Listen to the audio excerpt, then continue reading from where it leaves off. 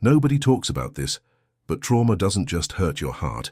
It rewires your brain and it reshapes your nervous system, and it silently programs your body to live in survival, even when the danger is long gone. And maybe you've felt this without even knowing why. Have you ever noticed how you get anxious, even when nothing's wrong? Or how your muscles stay tense, like your body is bracing for something that never comes?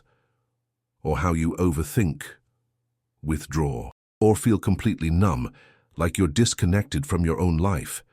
What if I told you this is not who you are? It's just a reflection of what happened to you and how your nervous system learned to survive. Carl Jung once said, "Until you make the unconscious conscious, it will direct your life, and you will call it fate." And this is exactly what trauma does. It hides in the unconscious, controlling your thoughts, your reactions, your relationships, even your physical health, until you finally see it. But here's the truth nobody told you. Trauma doesn't live in the past. Trauma lives in your body, in your nervous system, in your cells, in the way your brain was physically shaped by the pain you couldn't process. And until you understand this, no amount of mindset advice, toxic positivity, or just get over it will ever truly work.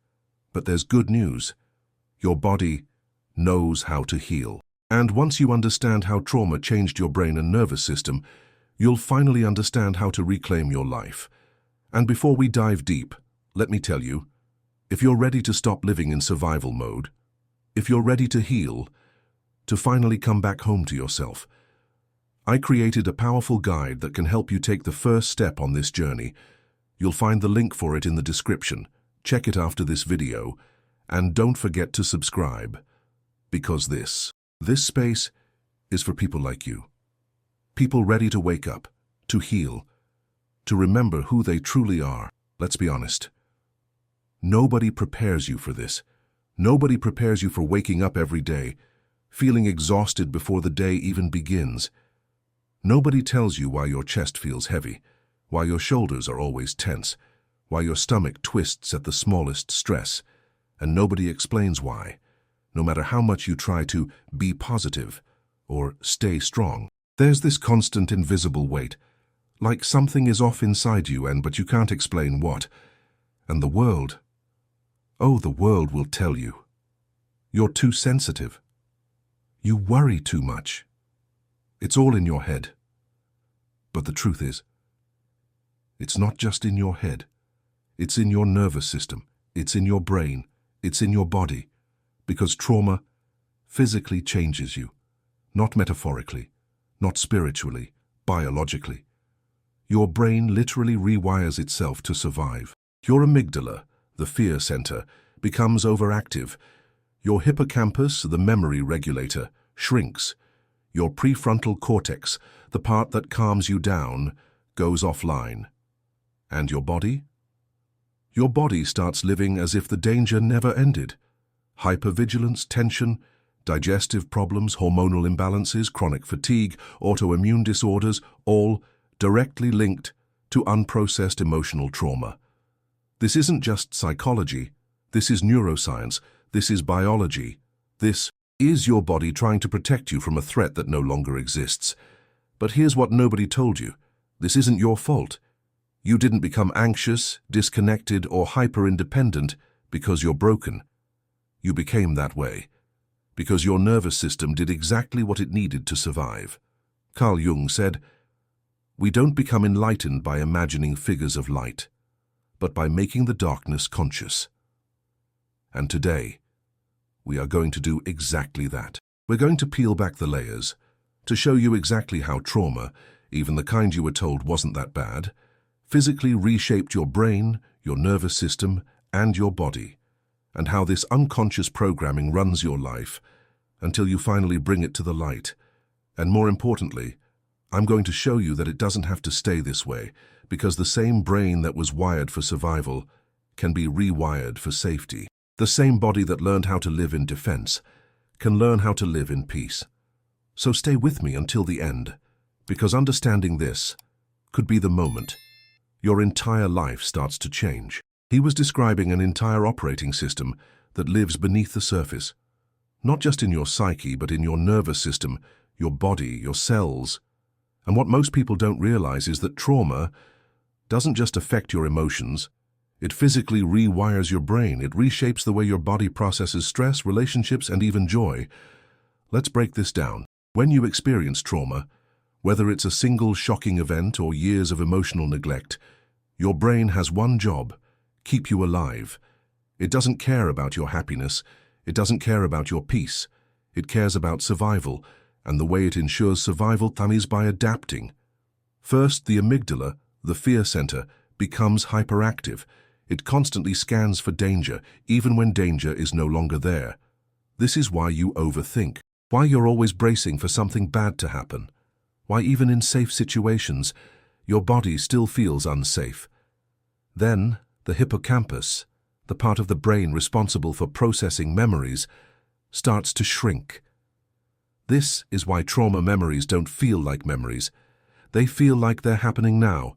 Every trigger, every sound, every glance sends your nervous system back into the past, reliving what hurt you, even if logically you know it's over. And the prefrontal cortex, the rational, calm, decision-making part of your brain, begins to go offline during stress. It's why, when you're triggered, you can't think straight, why you freeze, or fight, or shut down completely. But it doesn't stop with the brain. Your nervous system shifts into chronic dysregulation. Your sympathetic nervous system, fight or flight, gets stuck in the on position. You live in a state of hypervigilance. Your muscles tighten. Your jaw clenches. Your digestion slows. Your immune system weakens. For some, it's the opposite. The nervous system collapses into freeze, numbness, exhaustion, brain fog, disconnection, a sense of floating outside your own body. This isn't personality. It isn't laziness. It isn't being dramatic. It's biology. Your body becomes the reflection of unresolved pain, headaches that no doctor can explain, chronic back pain, digestive issues like IBS, autoimmune diseases, anxiety, panic attacks, insomnia. And here's what makes it even more painful, because the world doesn't teach us about this. You start believing it's you. You think you're broken, weak, sensitive. You blame yourself for the symptoms that were never your fault. Carl Jung said, "Until you make the unconscious conscious, it will direct your life, and you will call it fate." This is exactly how trauma works. It becomes the invisible puppeteer of your life. It shapes how you show up in relationships. It determines how much joy, love, success, or peace you will allow yourself to feel. Because if your nervous system doesn't feel safe, it doesn't matter how good things are. You'll sabotage, you'll disconnect, you'll stay small. Not because you want to, but because your biology is programmed to survive, not to thrive. Let me ask you something. Have you ever noticed that when something good happens, part of you waits for it to be taken away? Or when someone gets close, part of you pulls back? Or that no matter how much you try to rest, that your body refuses to relax? That isn't mindset. That's a nervous system still wired for a threat that no longer exists. And yet, here's the paradox. The same brain that was wired for survival can be rewired for safety. The same body that learned hypervigilance can learn peace. The same nervous system that was taught chaos can be taught calm. But it starts with something most people never do. It starts with awareness. You cannot heal what you keep calling a personality flaw. You cannot heal what you constantly minimize, suppress, or ignore. Jung's work reminds us that the shadow, the hidden unconscious, holds the key. Because when you bring awareness to the unconscious, it stops running your life, and this is the moment everything begins to shift. When you stop asking, "What's wrong with me?" and start asking, "What happened to me? And how did my nervous system adapt to survive it?" That question changes everything, because suddenly, your panic attacks are no longer random. Your exhaustion is no longer mysterious. Your inability to relax, your need to control, your fear of abandonment, your sensitivity, your shutdowns, they all start to make sense.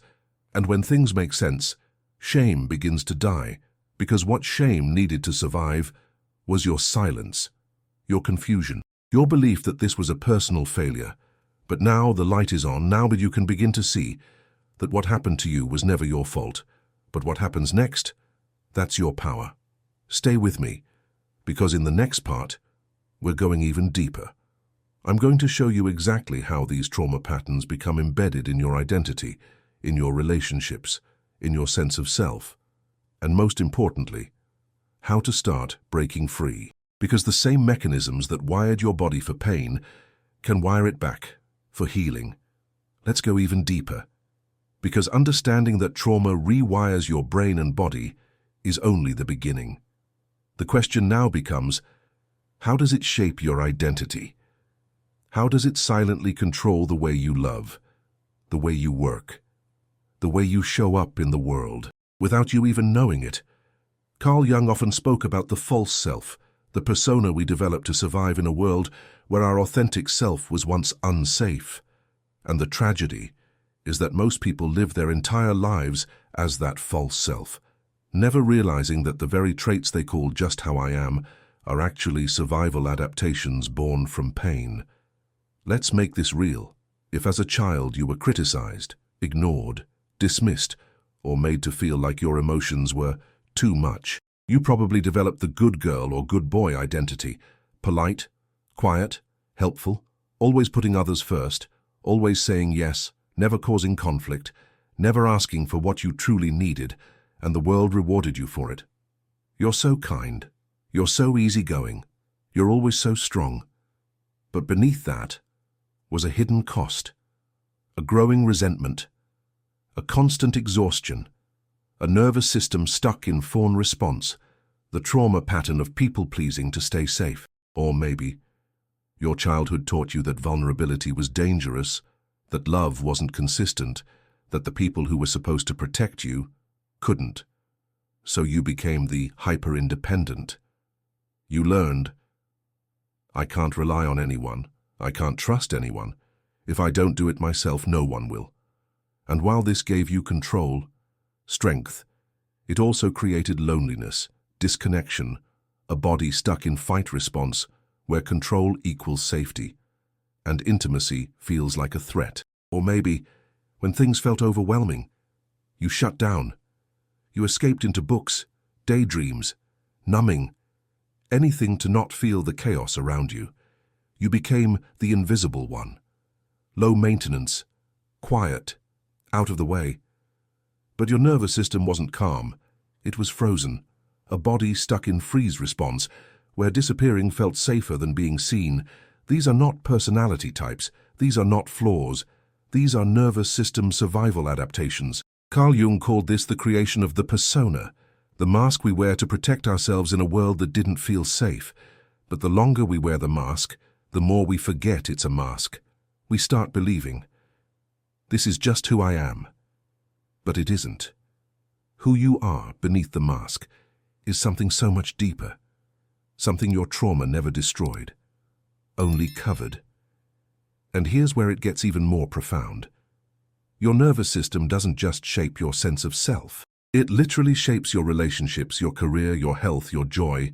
A body wired for danger will unconsciously seek relationships that feel familiar, even if familiar means chaotic, dismissive, or emotionally unavailable.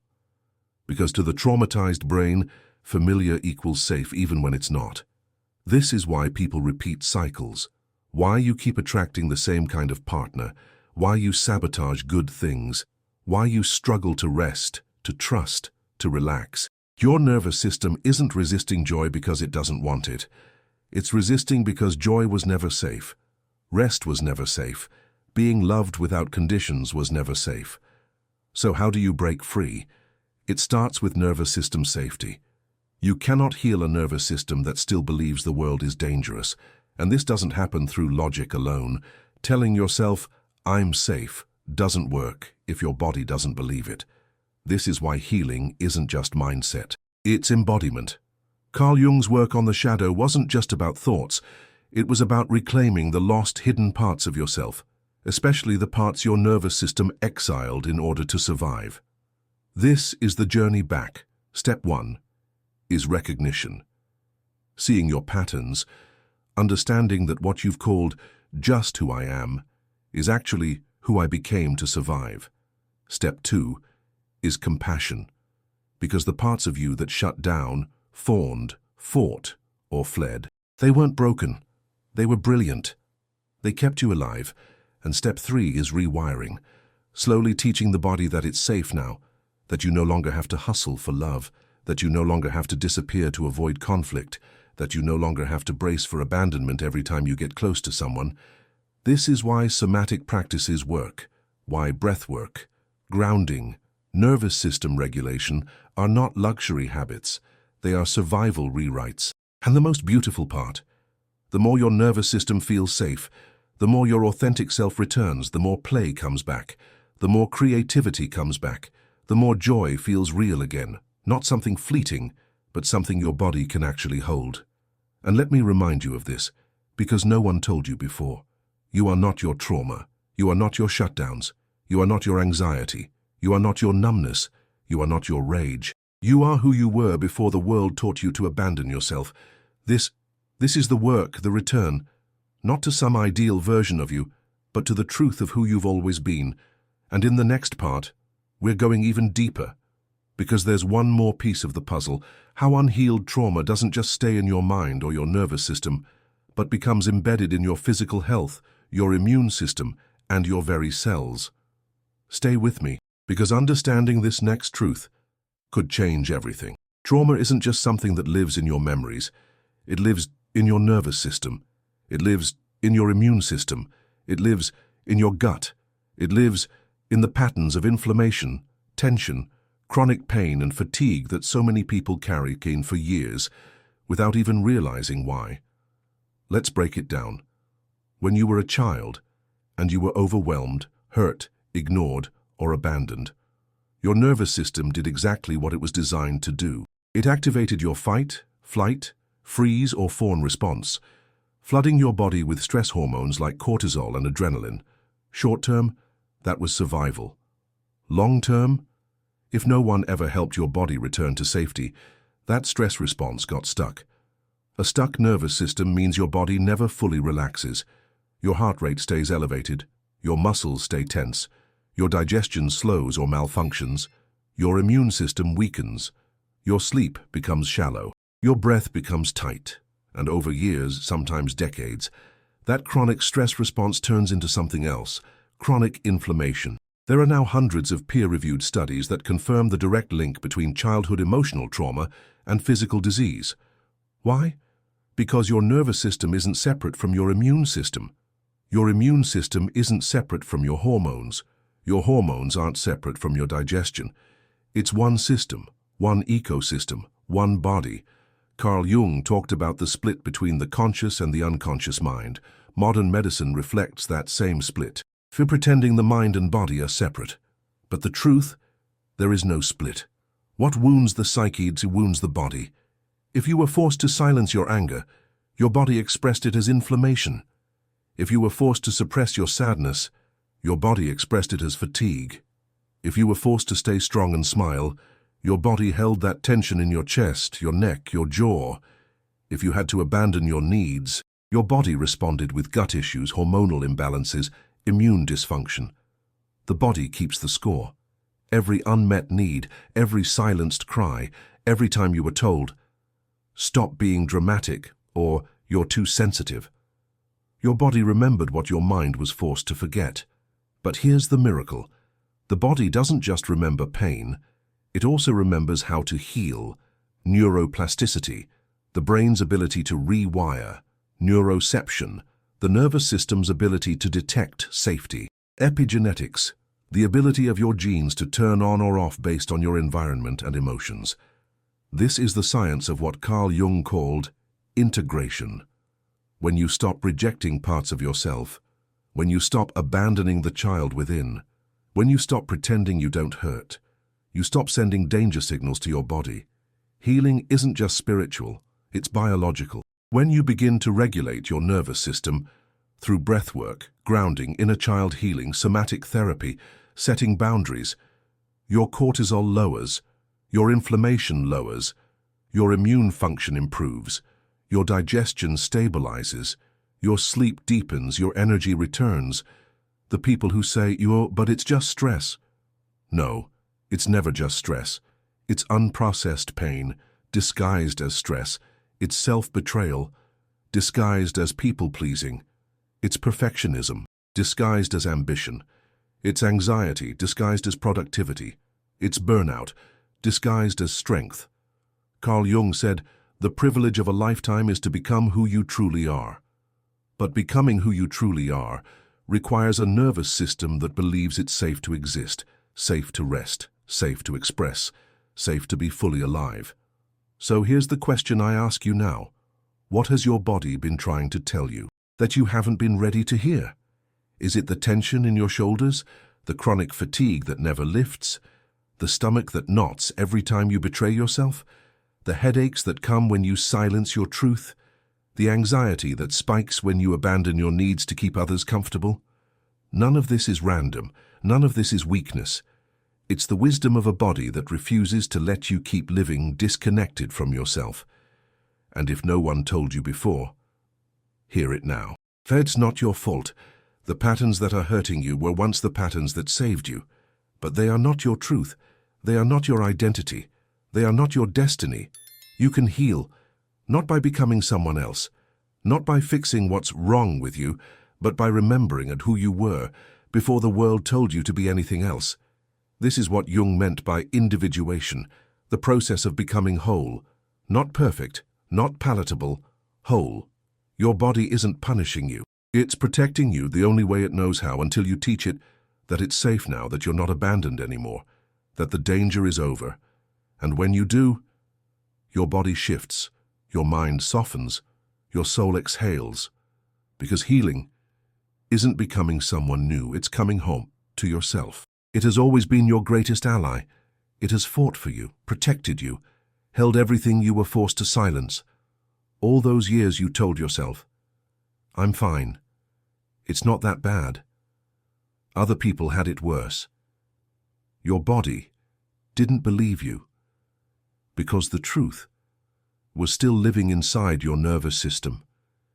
Every migraine, every tight chest, every sleepless night, every ache that never fully goes away. It's not random. It's not weakness. It's a love letter from your body, written in the language of pain, begging you to come back home. Not to perfection, not to performance, but to presence. Carl Jung said, "Healing doesn't come from running away from the darkness, but from embracing it, bringing it into the light." And maybe that's why you're here. Not by accident, not by coincidence, but because some part of your soul knew it was time. Time to stop performing. Time to stop pretending. Time to stop carrying what was never yours to hold. Because the truth is, you are not broken. You were wounded, and wounds can heal. Not overnight, not by bypassing the pain, but by learning to breathe, to pause, to whisper to yourself, "I'm safe now. I choose me now. I am not my past. I am not my pain. I am free." This is how you begin. And if no one ever told you, let me be the first. You deserve to heal. You deserve peace. You deserve to live in a body that feels like home again. If this message stirred something in your soul, leave a comment right now. Write, "I am ready to come home to myself." Let's fill this space with healing, with truth, with permission to no longer hide. And if you're ready to go even deeper, to truly understand how to heal from the inside out, my ebook, Reclaiming You, How to Heal Trauma, Release Emotional Pain, and Rewire Your Nervous System, is waiting for you. It's a step-by-step guide written with everything I wish someone had told me. The link is in the description. And if this message touched your heart, subscribe. This is not just a channel, it's a sanctuary for those who are ready to come home.